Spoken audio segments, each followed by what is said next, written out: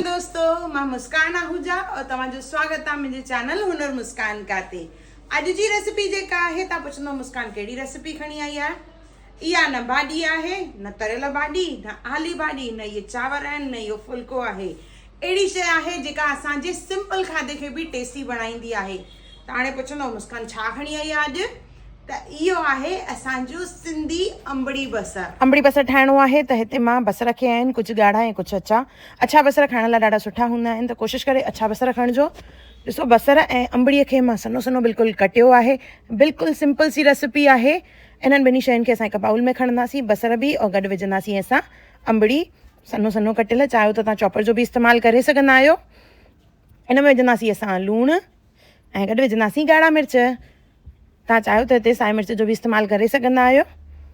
ऐं गॾु विझंदासीं असां हिन में साओ मसालो। इन्हनि शयुनि खे चङी तरह मिक्स कंदासीं और इनखे असां अधु मुनो कलाकु ढके रखंदासीं। छाकाणि ढके रखण सां बसर जेको आहे और अंबड़ी पाणी छॾींदा और इन में उहो फ्लेवर मिक्स थी वेंदो आहे और चङी तरह उनजी टेस्ट ईंदी आहे। त इहे असांजो अंबड़ी बसर जेको आहे तयारु थी वियो आहे। सिंपल सा दाल चांवर हुजनि उन में ज़बरदस्त टेस्ट आणींदो आहे। दाल चांवर हुजनि गॾु अंबड़ी बसर हुजे त मज़ो अची वञे।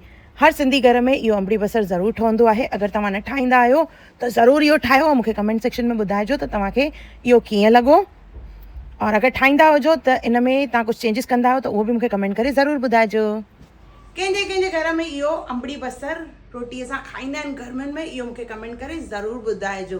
और रेसिपी कीअं लॻव, भले सिंपल आहे इहा रेसिपी, पर कीअं लॻव मूंखे ज़रूरु ॿुधाइजो।